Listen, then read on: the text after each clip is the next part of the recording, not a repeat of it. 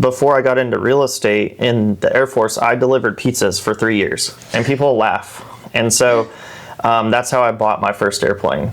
Oh, wow. I bought my first airplane when I lived in the dorms at Barksdale Air Force Base. They wouldn't let me move out of the dorms, but I could go buy an airplane. Yeah. Pretty insane. That is crazy. Yeah.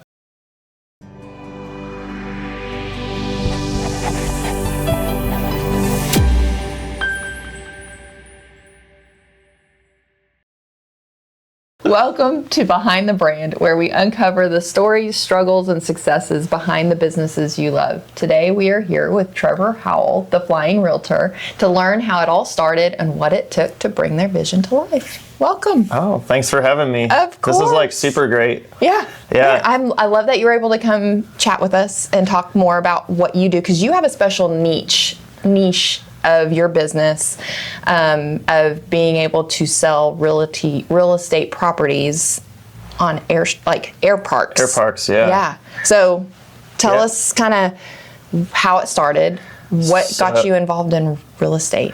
It's kind of a long story, but I'll make it as short as possible. So I always kind of grew up around real estate when I was younger, unknowingly, and like my grandparents, I would stay with them in the summertime, and they lived on a golf course at the time. And then my grandfather had like several rental houses, and I'd have to go with him to collect rent. Okay. And then I got into, graduated high school, didn't want to go to college, went in the military, and then during the Obama days, we ended up into a government shutdown. About 6 months prior to that, I bought my first property, and I still own that property today, and it's rented, good everything. And so during that time, I was like, damn, I need to find something to fall back on. At the time, I was full-time active duty, working on B-52s. We launch, we recover airplanes, but the side that I worked on was more of a back shop side, which is a basically like an inspection phase. Okay. So they call it phase inspection. So in the jet world, you have like phase type inspections is what they call them. And that's like the equivalent in the general aviation world as an annual inspection, which is every 12 months. And you have to take the plane down, pull the panels off. Same thing with the B-52. It takes about 30 days, can take longer than that. Okay. And so, but yeah, anyway, so that's what I've done for 16 years, going on 17 years. I did 6 years of active duty. Then I separated and went into the reserves. Okay. And when I separated, I walked away from a $30,000 re-enlistment bonus. Oh, wow. And I went straight into real estate. And prior to that, I started selling real estate, and that's, you're like, how did you get there? Well, that shutdown happened, and I was sitting around all these guys that are check-to-check type livers to the point where I was like, you know what, I don't know if I'm going to continue this. And furthermore, I was like super tired all the time. I'm getting up early, and I was always had my side hustle. Yeah. And up to before I got into real estate in the Air Force, I delivered pizzas for 3 years, and people laugh. And so that's how I bought my first airplane. Oh, wow. I bought my first airplane when I lived in the dorms at Barksdale Air Force Base. They wouldn't let me move out of the dorms, but I could go buy an airplane. Yeah. Pretty insane. That is crazy. Yeah. Because they wanted you there whenever they need you. Sort of. So the military, when you're a new airman and you're young, I'll speak specifically about the Air Force, especially the Air Force. We have cush living quarters. I remember when I was brand new, I was living in my dorm room, which was pretty sizable. I had my own bed, TV cabinet and then I put my TV in there. I had my own desk. I even had my own bathroom, full bathroom. Oh, wow, yeah. And they called them quads because you had your own like little studio room, and then the center of it was a living space, kitchen, and then laundry that was all shared by your quad, the 4 guys that you lived with.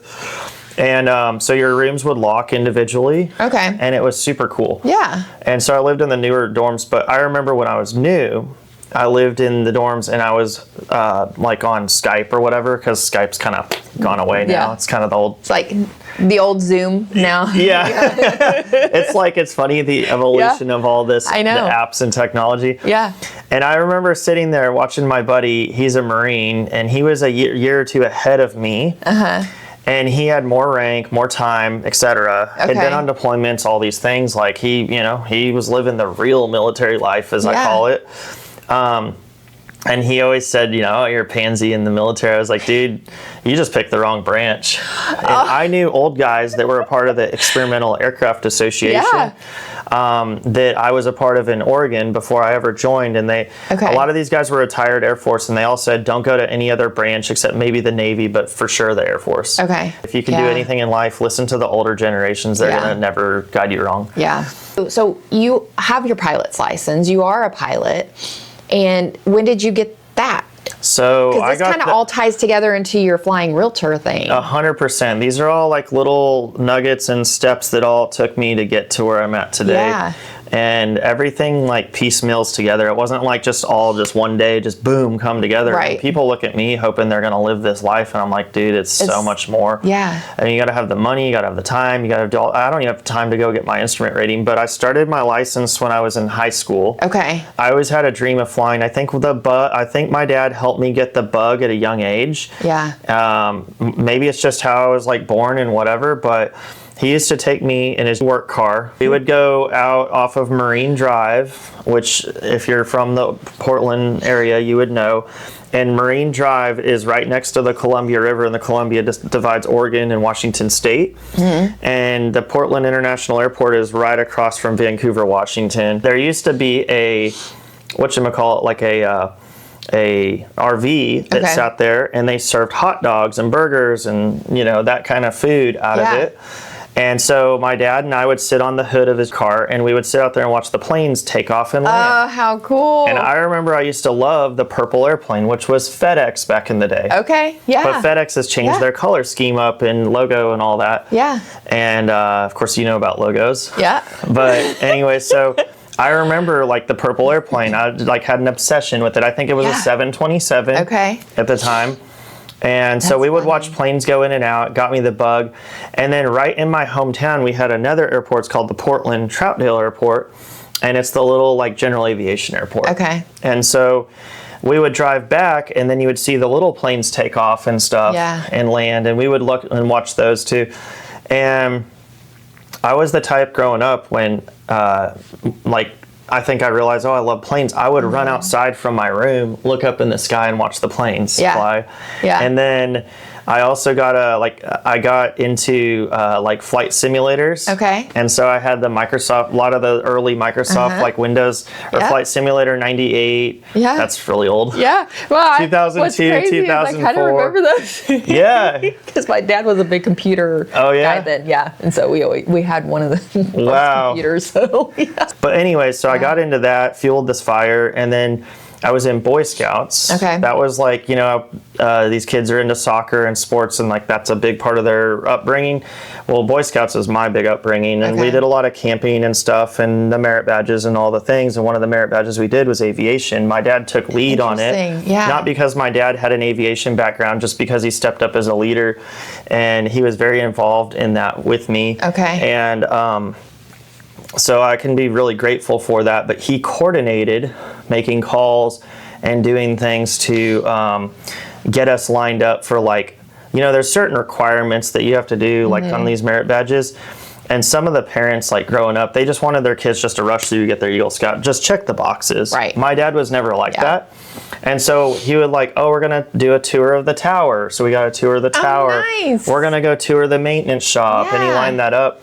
And so through that, we ended up meeting my flight instructor, who was a mechanic at the Troutdale Airport. And then he was a part of the Experimental Aircraft Association chapter. And I think my dad took him off on the side and was like, hey, my son's interested. And we started going to the EAA meetings that were one of the local chapters. And that's where I ultimately met my flight instructor, the guy that let me use his plane. Which was a Cessna 150, which I can tell you that story if you want to hear that story, and how I ended up basically getting to use a plane for free. And to get my license. And it kind of took off from there. So when I was going to the EAA chapter, one of the guys there, his name's Merrill, he helped me get my pilot's license. He was a huge part. He took me for a flight in his Cessna 150. Okay. But yeah, so I paid for my instructor, which was $40 an hour. I paid for my fuel. And then Merrill offered me to let me use his plane for free. Oh, wow. Huge deal. So it was awesome. So he let me use it, but I had to use the flight instructor, Gary. Okay. Yeah. I love that. And then you got into real estate. So yeah, how do we even get from like real estate and then you're selling air parks? So going back, like I started my classes not too long after I found out I was off the cut list from the government shutdown, and they were downsizing or doing what they call a force reduction. Okay. And so I was like, I found out a month later, oh, I'm not going to be on this list. I'm staying. Yeah. And so I was like, oh, I'm so relieved. You know, I just bought this house and my payment was like $1,056, and I was like a month. And like now looking at that, I'm like, whatever. Yeah. My truck note, just because I borrow money just because, you know, is more than that today. Yeah. So it's crazy how life evolves. But anyways, all that to say, I started my real estate license in Louisiana. Okay.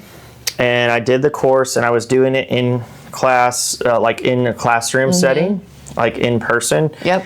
And about 2-3 months later, I had my license after I started. Okay. And I passed first time, thank God. But I studied. I wanted to make it happen. Yep. And then I sold for about 1.5 years while I was active duty. I sold by myself as an independent real estate agent with a local company in Louisiana, just a local like independent company. Yeah. And then I got recruited to the real estate team that I'm on now in Louisiana, and then I've been with him for over 10 years. Okay. And that accelerated me because I was getting leads. He was teaching me how to comp houses. He was showing me how to go on competitive listing appointments, go compete against all the top agents in town. Right. And now my broker is so busy, he doesn't really have time to do that. Right. And so I'm an opportunist. When Merrill told me he would let me use his airplane for free, take advantage of it. Yeah. When Adam said, hey, I want to recruit you to my team, and spends 4 hours at a lunch place, and we're sitting there at the table tying up this waitress's table for 4 hours, and then we go to the office for another hour, and he shows me what's what. Yeah. And he's like, well, just think about it if you want to come over. It wasn't a couple hours later. I said, hell with it. I'm going to move. Yeah. And I had just moved to another company, was there for 2 months. They threw a party just for me. I was their 100th agent at the local Keller Williams in Northwest Louisiana. Wow. And I had bought signs and spent like, I don't know, $1,000 or a couple $1,000. And I was like, I will forfeit that money to roll. Yeah. And who cares about the signs that I bought? Yeah. And go to be with Adam. And because of that, I've really accelerated. I've made more and more money for the most part every year. Yeah. And to the point where now I have 2 gals that work for me. One of the ladies, she's retired. Okay. But she's been with me for 6 years now. Okay. And last year she wanted to step down. She's had some life events happen. You know, family members pass away. And so she's wanted to spend a little bit more time where she's not so tied to the phone doing assistant duties. And so now she just does my accounting. And I have another gal who comes from a background of property management with me. Okay. And she works doing like managing all the rentals, which that's a whole nother thing that you can ask questions about. And then, so this whole thing's just evolved into one big thing, but I'm sure you have other questions you can hit me with. Yeah. So, I mean, because you started the real estate business in Louisiana, but then you also are licensed in Texas as well. Yep. And then did you just start doing just, you know, your traditional housing first and then started getting into the air parks? Or because your niche 100%. is the air parks, right? Like that is your specialty as far as a real estate agent goes, is finding and selling and, you know, finding the buyers and selling. Yeah. You know, absolutely. So properties. Like a town plans, like a development, like, you know, city plans future development of a city. I was planning the map of where I'm going to go. Okay. So I was on this team doing really well. COVID came around. Actually, before COVID, I decided, oh, maybe I'll start looking at selling in Texas. Okay. One of the cool things is within the last handful of years, Northwest Louisiana and Texas have the same MLS. So even though I wasn't licensed in Texas at the time, I was able to see like properties over here. Gotcha. So I started like digging into air parks, and I already knew some of them because, funny enough, here I am again with EAA. Yeah. I joined an EAA chapter in Justin. Okay. And it was, the name of it was DFW Light Flyers. I don't even think the group is in existence anymore. Okay. The president actually got cancer and passed away. Oh, wow. Yeah, he was a pilot with American. Super nice guy. Was really cool guy. And but I made a couple of friends there, and those friends are still friends that I'm friends with today. One of them I'm really close with. Like we call each other brothers because he's like my older brother I never had. Yeah. But him and his wife are super cool. They're like family.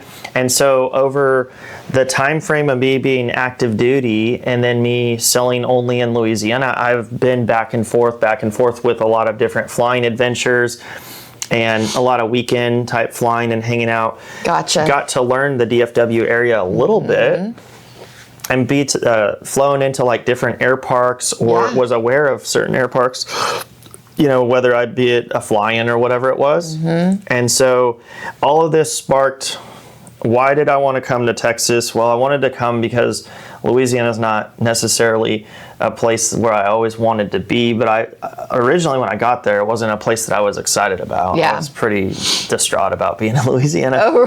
And I turned it all around and made it something that was great. And I made use of my time. And so I finally, at the end of COVID, I think it was the end of 2023-ish, 23 or 24, somewhere in there, I started finishing my license. And maybe at the end of 23, I think I finally passed my test and I set out. For Texas. Okay. And I was like, I don't know how I'm going to do it. Just get the license. Just like everything else in my life, I didn't know how I was going to go, but I know I needed to go through that door first. Right. And and this is like life advice right here. Big nugget. Like if you don't know where to go, all you need to know is where the next step you need to take is. Correct. So get through the first door. And when you get through that first door, more doors are going to open up for you. There's going to be people on the other side of that door that are going to receive you and give you guidance just unknowingly. Or because they see that you want it so bad.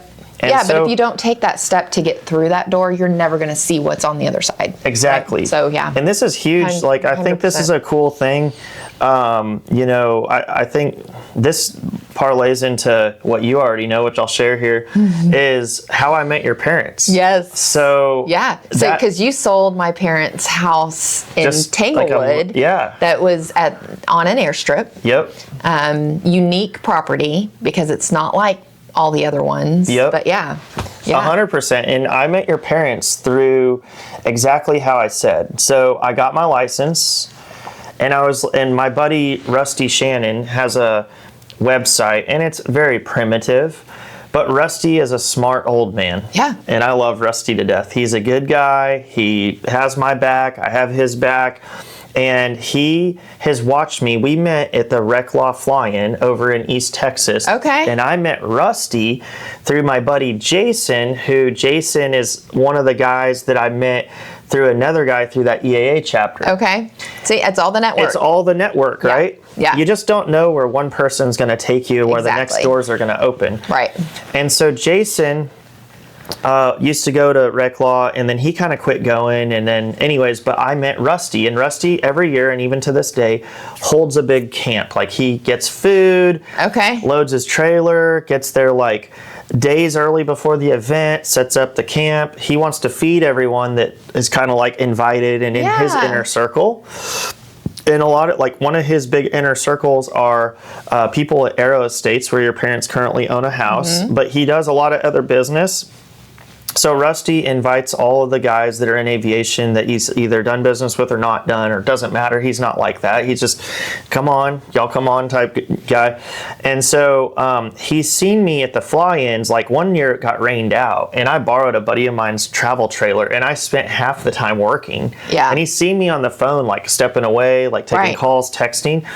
And then he's followed me on Facebook.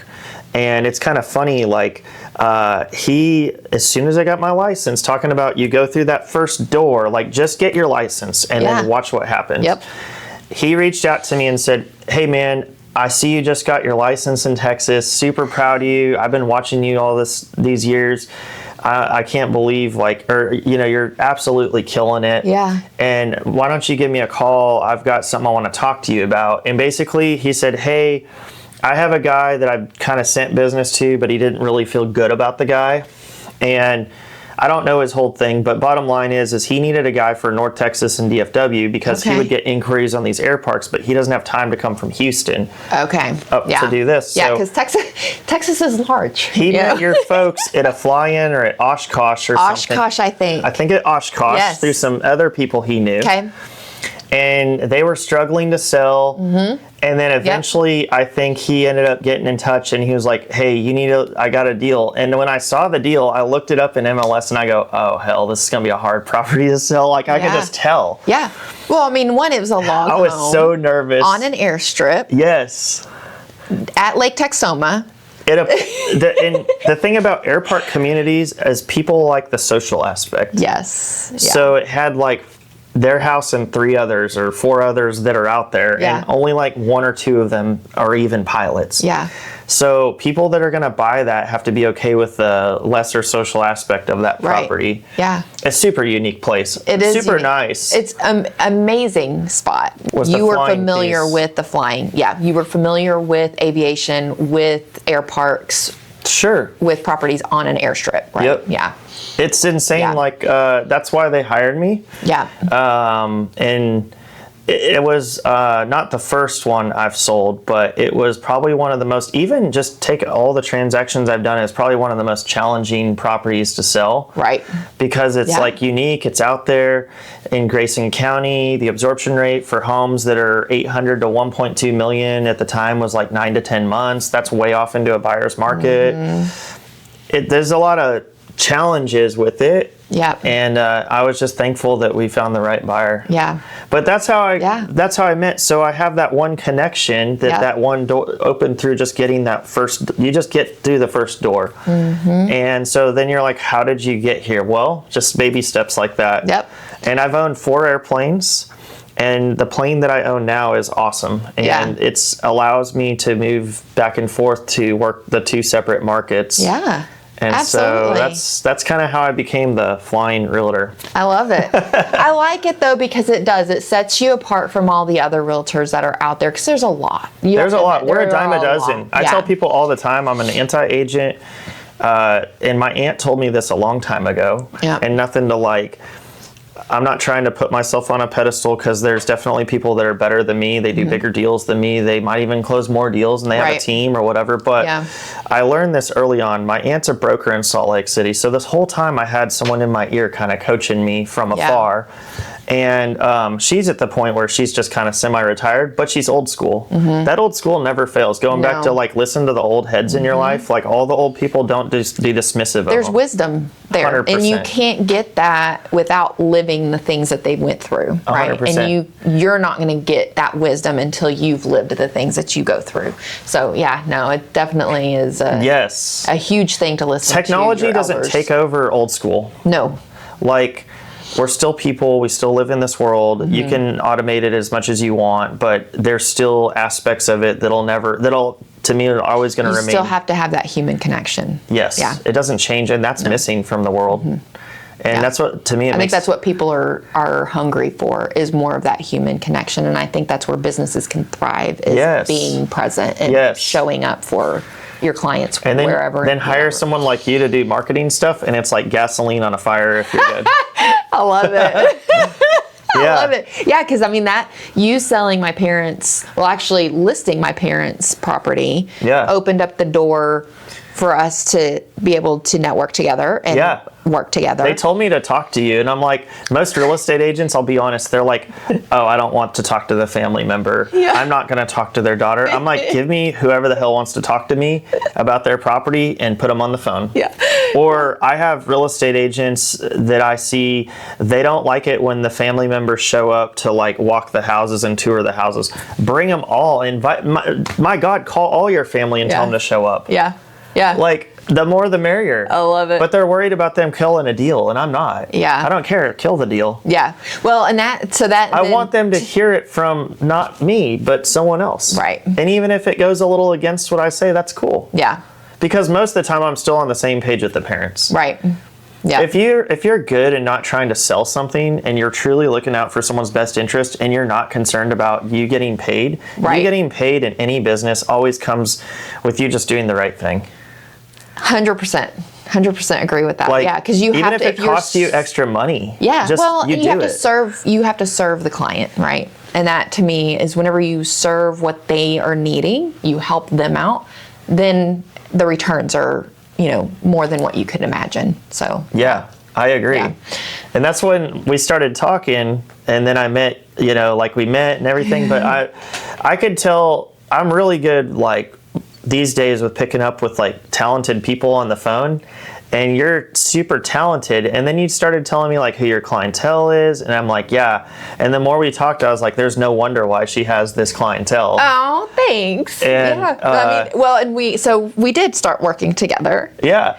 And you sent me your logo. Yep. We didn't design your logo. It's a good logo, but we did have to fix it. But what is the story behind your logo? Okay, so I never had a logo. Okay, so check this out. When I was at Apex, they were like, hey, as you're onboarding, we have to get a logo rolling.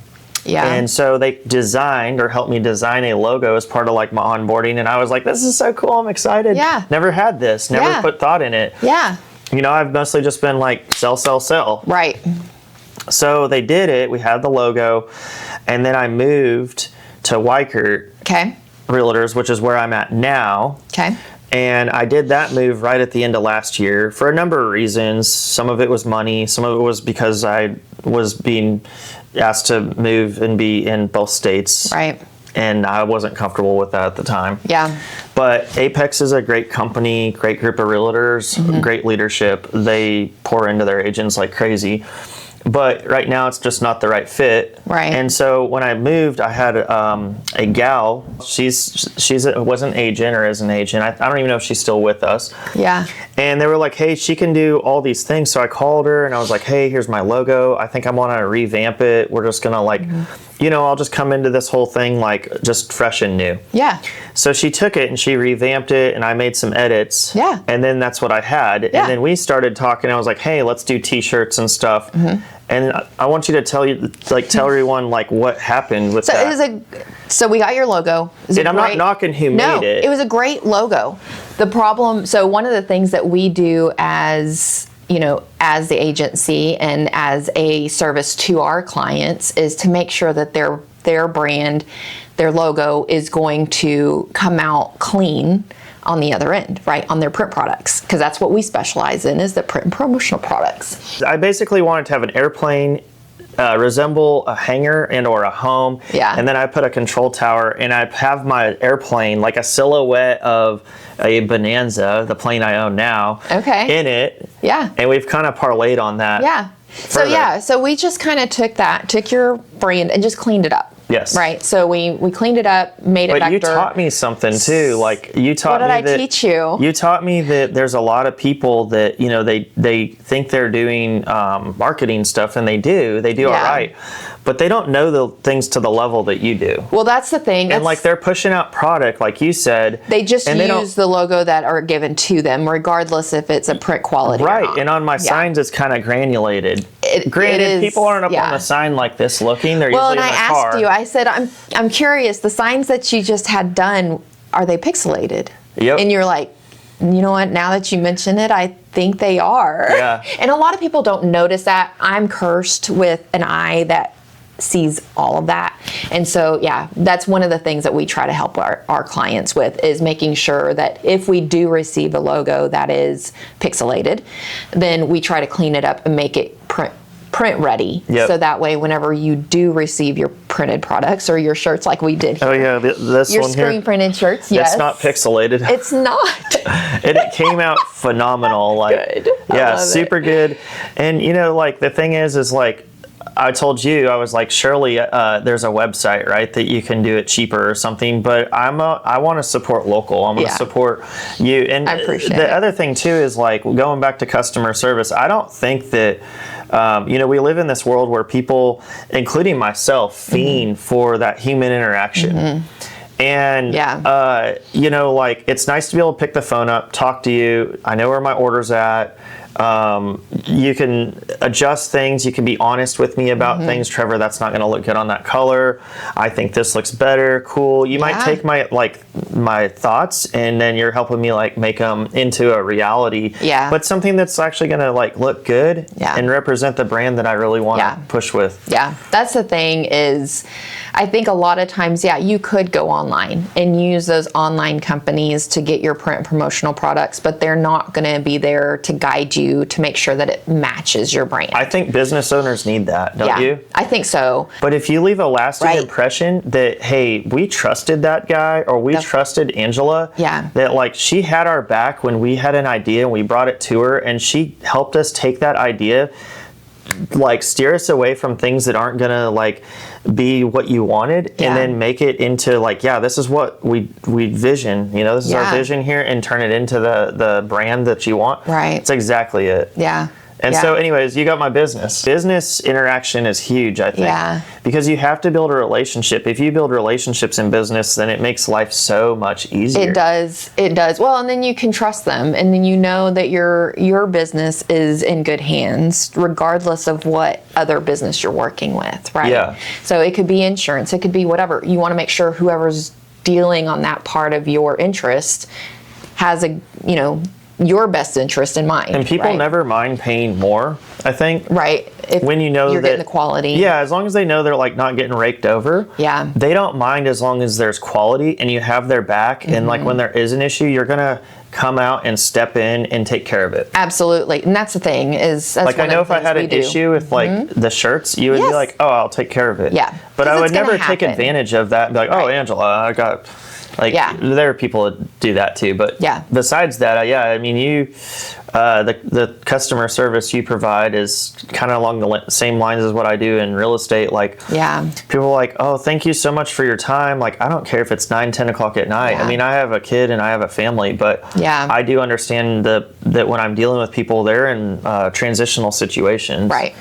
And it's very important for them. What they're doing is a very big deal. Yeah. Absolutely. Yeah. Especially with their house, you know, that's an emotional transaction, right? That's an emotional part of their life is what you're working with too is, you know, you want to make sure where they move to is safe. And the one that they're moving from, they may have 30, I mean, even 5 years or even 30 years of life lived in that house that you have to. And the memories like your dad. So with going back to that, he's a little emotional about the bear that his mom carved. There was a staircase that went up. Oh my gosh. I completely forgot about that. Did you forget about that? So my grandma carved the bear in the stairway. Yeah, so your grandma carved it. And oh my God! At the last minute, he wanted to take it or cut it off or do something. We probably should have done something. Yeah. But we never did. Wow. They let it roll. Yeah. But it was it was something at the very end was, you know, like an emotional thing. Yeah. So I know that their last trip up there to clean the house, that was like the goodbye. And there's been so many, like you said, memories that were built. Yeah. Like more than I can even fathom. Yeah, no, I'm just the guy that's selling it. That's happened in that house. Yeah, in that property. Yeah, I mean, most of the grandkids were born while they had that house. Yes. Yeah. No, that's one of the things I think too. Whenever they were like, "Hey, we're going to sell the house," and we're like, "What?" Like, okay, it's your house. You can do what you want, but what? Like, yeah. But they're at an air Yeah. park now where there's a lot of Yes. people that they can intermingle with. And, you know, like aviation is such a tight-knit community. it is. It really is. It's a small industry. It is. So I always tell people, like, aviation is a niche that I do. I might call myself the Flying Realtor. But at the end of the day, like, it's not what's 100% paying for the bills, if you Yeah. will. Like, it's a niche that I have because I'm involved with it, and I do understand the appeal, and I do own an air park myself, and I do own an airplane, and I am a pilot, and I'm fly, and I'm an avid aviation enthusiast. Yeah. And so I'm a huge supporter, and I've kind of grown up in it. I've been to Oshkosh and the Air Academy when I was younger and those things, but it's a huge community. It's a small community, but it's kind of a big community too. Yeah. And it's, you know, going back to the whole real estate sales thing, like there are agents that all they do is farm and ranch. Yeah. There are agents that all they do is work in the uppity bougie boo, you know, Highland Parks and the luxury lakesides, and they don't come out of their little cocoon, and they know the houses, and their grandma lived here and daddy grew up there, and they know these things. And because they know those things, they are in that. It would be hard for me to go just bust into their territory. I could with a lot of persistence. Yeah.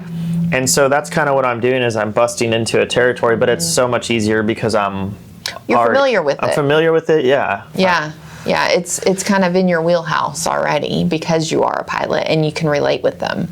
And speaking on that, how do you market yourself? Like, because I've noticed you do videos. Actually, you did an amazing video with my parents' property, and that was one of your first videos. Is that right? That was one of my first ones that I think I did where I was on camera, but not really. I've done a few of those in Louisiana, but not to the extent. Yeah.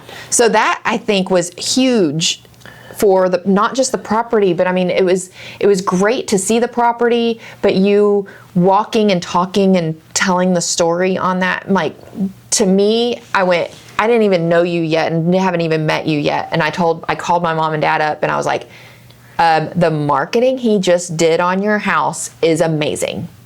So tell more about what you're doing to market your business. So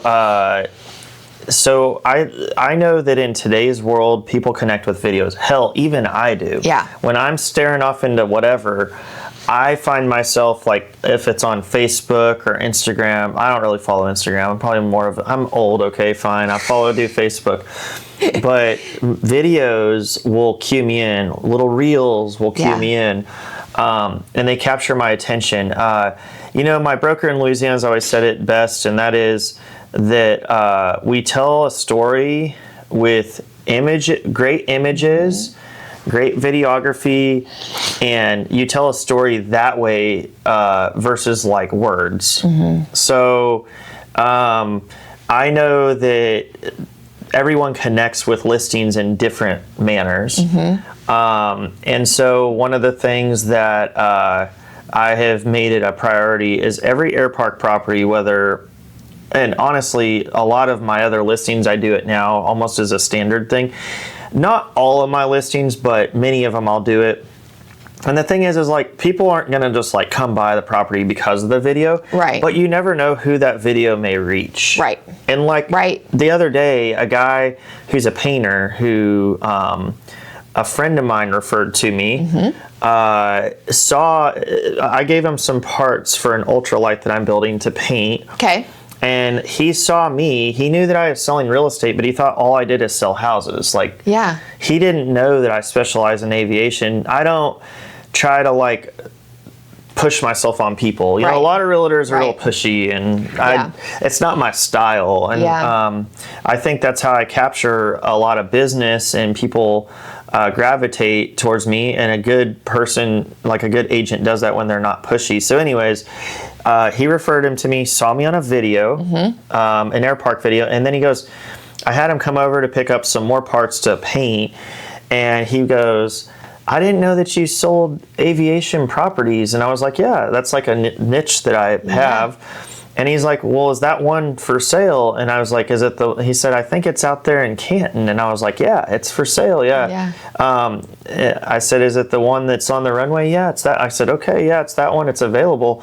And so just the other day I showed it to him, and that was just because of my video. Yeah. That's one of the things that I try to do is incorporate the videography with the marketing that I'm doing on houses. And then you also do the photography, or you have someone do photography for the housing. So it's the same company that I use. So they do your photography and videography. Yep. Amazing. And I'm kind of training them, honestly. They have a guy I just found that is super good, but he's booked out. Yeah. And I shot one on Monday, and we'll find out how the video comes out. Yeah. But so they do all the editing and everything for you as well. That's amazing. It's super cool. Yeah. So anyways, it's really fun. Honestly, sometimes I'm like, I just want to be over with it. Yeah. Because being on camera is hard. Yeah. It's very hard. Yeah. But you kind of get to the point, where I guess you're starting to become more natural, Yeah. And one thing I've learned through like watching either like stuff online or just paying attention to people that are successful, wealthy, whatever, there was something in their path of success in, like earning their way up the ladder where they didn't want to do it. So they just had to become really good at the thing they didn't want to do. Yes. And so that's what I'm doing because I know the future of the world is people want to connect with images and like videography and stuff like that. Yep. They don't want to read a bunch of words. Well, most especially people the don't. new generation. Yeah, most people, and that's the thing with marketing, right? Is to have good marketing for your business is you've got to have good imagery. As a real estate agent, people think that it's a hard sell. No, actually our job is to market, be an advisor, and represent the property in the best form that you can represent it. And that goes into, hey, you need to spend money. Yeah. And so like there's a lot of folks that either I didn't know this, but there's a lot of agents that like live check to check. They don't even have the money to front for the like when I take a listing like your parents at the magnitude that it was, I mean, it's thousands out the gate. That's what you're spending to launch it and get it going. Yep. And that just comes right out of your pocket with no guarantee you're going to sell the property. Right. But a lot of people don't want to spend it. And the thing that, like, regardless if it's a aviation property, maybe it's a horse property, maybe it's a farm and ranch deal, maybe it's a commercial property. Regardless, you are basically selling a lifestyle. Right. So, some properties that are just like in a neighborhood, you're still selling a lifestyle. Exactly. But especially like, aviation properties, lake properties, horse property, whatever, you got to really push the lifestyle. Yeah. What kind of life can you live at that property that you can't get in a regular subdivision or whatever? So, and that's the thing. I think some of my competitors, honestly, like, they don't push the hangar stuff enough. They don't push the aviation side. Like, people want to know what they can do with their airplane there. Right. Can you live with it? Is it big enough for the plane? Yeah. How's the community? When you can present that, like, cool, but everyone always still has questions. Right. But, I think it's important. Like, marketing is huge, and I never knew how big it was. Right. But anyways, I could talk forever about that. Well, and that's just it. So you do your videography, photography, and you make sure that it's good and present, something that it's going to attract buyers, right? And then you're on Facebook.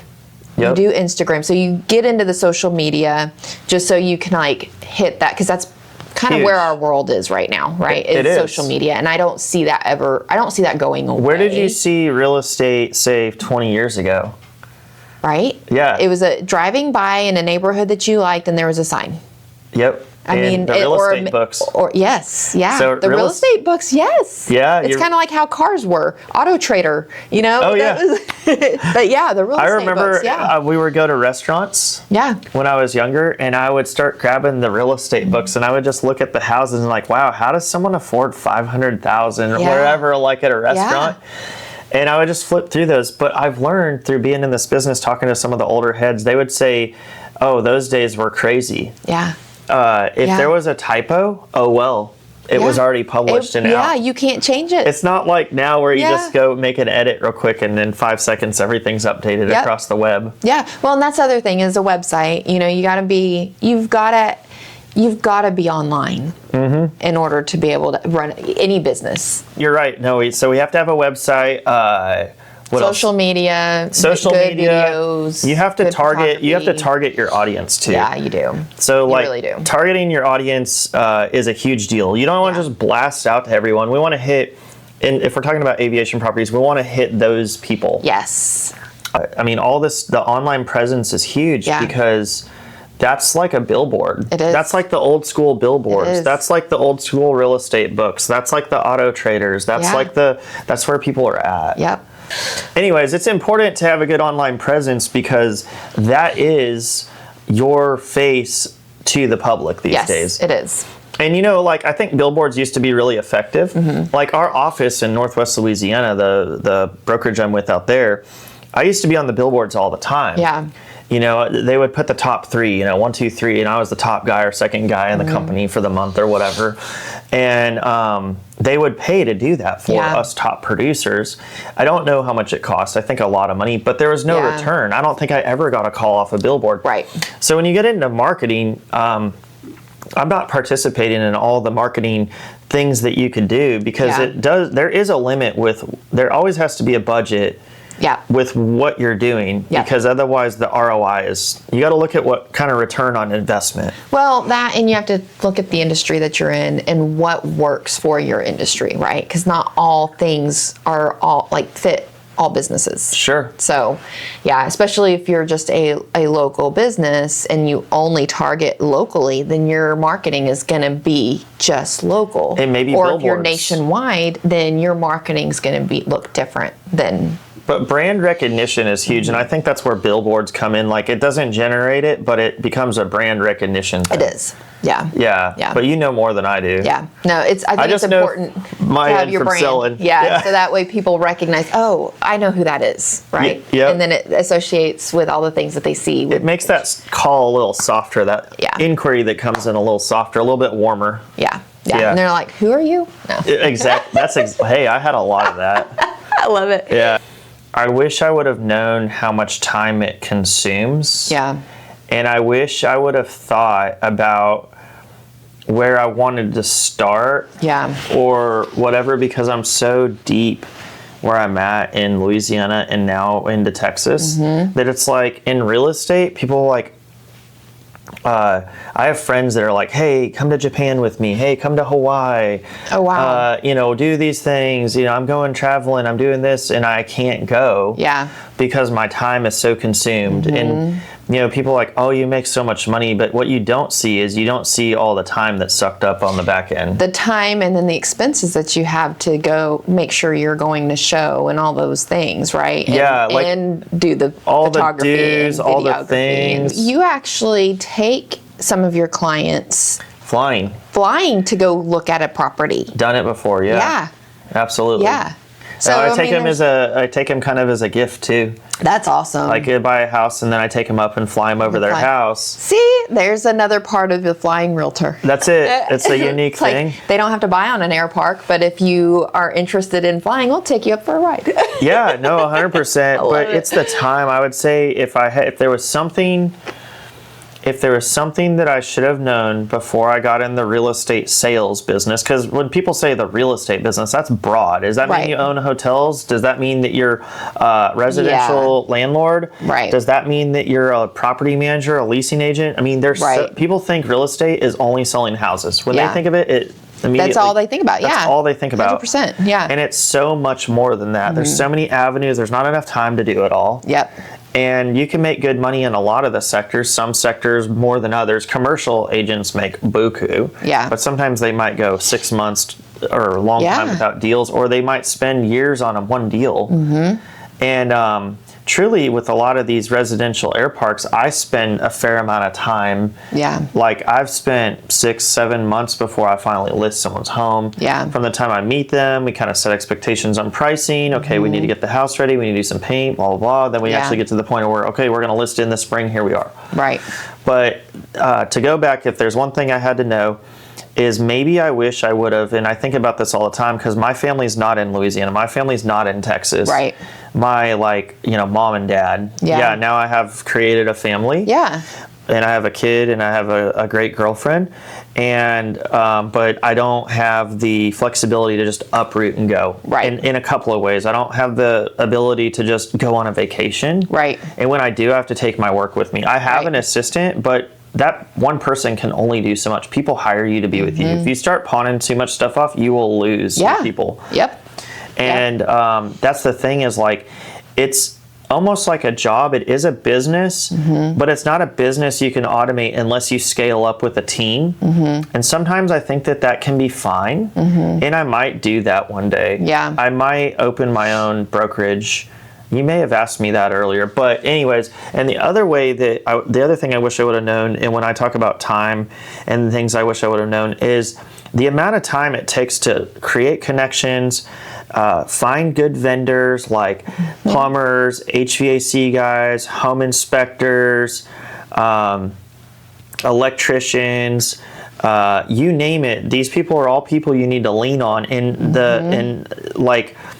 Even right now, I'm still looking for good qualified people that I can trust and start developing relationships within DFW. And even in Louisiana, I still look for additional people. Yeah. So you mentioned you have a son. Oh, yeah. How old is he? So he's 8 months. He's going to be 9 months here in a couple weeks. Oh, my gosh. So he's a little baby. guy. And it's kind of funny, you can't be the Flying Realtor without having a son with a special name. You want to tell him the name? Jet. Yeah. I love it. You know what? I never put two and two together on that until you just said that. Oh, yeah. Yeah. So it's 100% a play on my interest. Jet. Yeah. He's our little jet. Hilarious. So because you want to own a jet one day, so you have a jet? Maybe. It's just aviation oriented. I love it. Hey, thank you so much for coming on to talk with us and tell us all about your business and how it all started. And oh my gosh, the history of how you became the Flying Realtor is amazing. So thank you so much. Tell everybody how they can find you, how they can get a hold of you if they're interested in listing their property. Yeah, of course. So I always tell people probably the easiest way to get a hold of me is to call me or text me. My phone number is 318-588-0776. And if you try to email me, you can. My email is trevor@trevorhowell.net. And you can email me, but it's the slowest way to get a hold of me. So truly just text me or call me. If you don't get a hold of me, leave me a voicemail and I'll definitely get back with you. That's perfect. And we'll drop all of his contact information in the comment or in the description and comments below. So thank you so much again for coming to chat with us. Yes. And be sure to go like, follow, do all the things, follow Trevor, see what he's up to. Thanks so much for coming on. Yeah, of course. Thank you. Thanks for having me. Absolutely. Thanks for watching.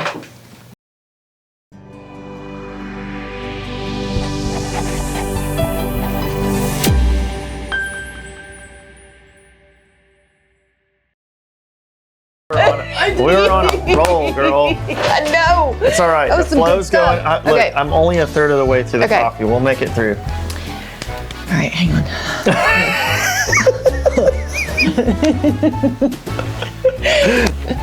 I wouldn't take the founder out.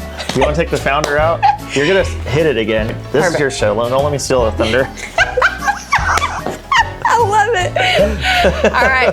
Take it away, Trevor. All right. Trevor Howell here. No. In order to be able to run any business these days. And yeah. I just lost my train of thought. No. She's just No, this is great. I love it. No, it is. It is good, and so it's super important that we have, all of, I forgot what I was gonna say, dude.